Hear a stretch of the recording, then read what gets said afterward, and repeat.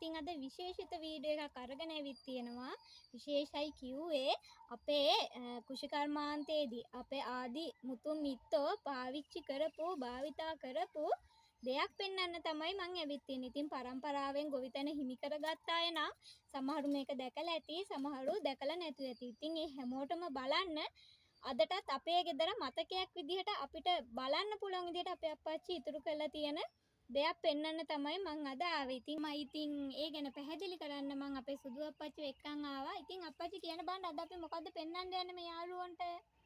අපි අද පෙන්වන්නේ ඉස්සර අපි නගුලේ හාලා උඹේ කැටමට්ටම් ගන්න පාවිච්චි කරපු පොල්. ඒ කියන්නේ හරකුන්ගේ නේද? මේ කැටමට්ටම් ගන්න පාවිච්චි කරන මේ පොල් වලද. පොල් දිග මෙලිදියා බැඳි වෙලා අර බාලේ ඊගහයට ගහලා මේ හැන්දේ ගල්ලාගෙන ඉතින් යනවා. කැටමට්ටම් ගාලා අනික ලියද්දලේ වෙන්නේ. ඔව් දැන් ළමයි තාක්ෂණෙත් එක්ක දිනු වෙලා අපි ඉතින් මහ ටැට්‍රේ දාලා කෙලින්ම ආය පෝරු කරන්න දෙයක් නැහැ. අමුතුවෙන් ලස්සනට කැට ටික මට්ටම් වෙනවා තාක්ෂණෙත් එක්ක. ඉතින් බලමු මම ඔයගොල්ලන්ට පෙන්නන්නම් මේ පෝරු අදටත් අපේ අප්පච්චි අපි වෙනුවෙන් පොඩි කාලේ ඉඳලා මේක පරිස්සම් කරගෙන තියෙන. ඇත්තන වියගහේ ඉඳලා තිබ්බ ළමයි දැන්ට ඒවා අස්ථානගත වෙලා තියෙනවා. ඉතින් යම් දේවල් නිසා. ඉතින් මම අද මේ ඉතුරු කරගත්ත දේවල් වලින් ඔයගොල්ලන්ට පෙන්නන්න පෝරු ලෑල්ල කියන්නේ මොකක්ද කියන එක. ඉතින් අප්පච්චි ඒ කාලේ නම් දැන් අපිටත් මේ මීහරක් බානක් හිටියා නේද? කොච්චර ප්‍රමාණයක් හිටියද?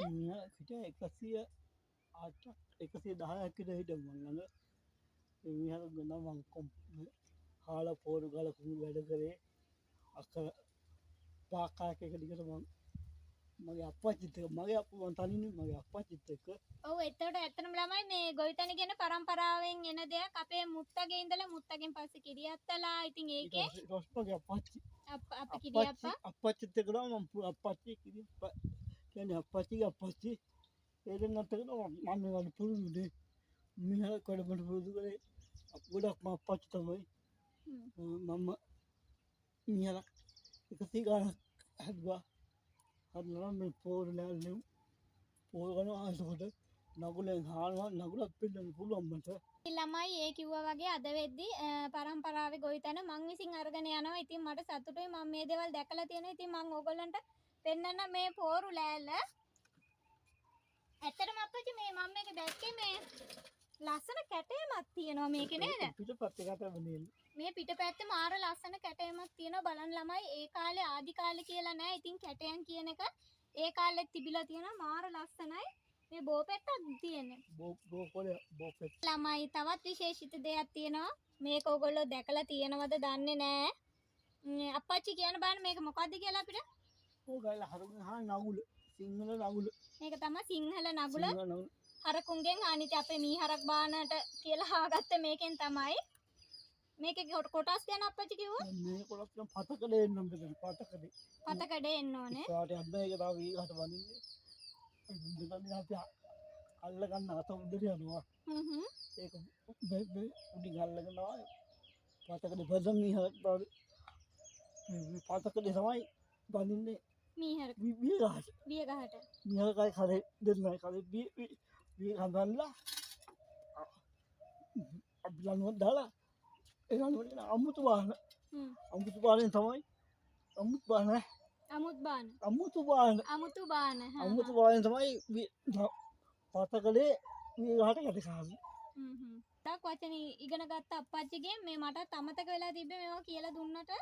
මේ ඉතින් ඔයගොල්ලෝ දැක්කා මේ පෝරුව සහ නගුල. ඉතින් ඒ කාලේ මීහරක් දාලා ඒවා කරලා තමයි අද වෙද්දි තාක්ෂණය කොච්චර දියුණුද කියලා බලන්න. ඉතින් අපි වාසනාවන්තයි මේවා දකින්න. මේ අප්පච්චිට ඇත්තටම ගොඩක් පිං අපි වෙනුවෙන් මේවා ඉතුරු කරලා තිබ්බට වියගහේ ඉඳලා ළමයි අපේ ගෙදර තිබ්බා. ඒවා මේ වෙනකොට අස්ථානගත වෙලා තියෙනවා.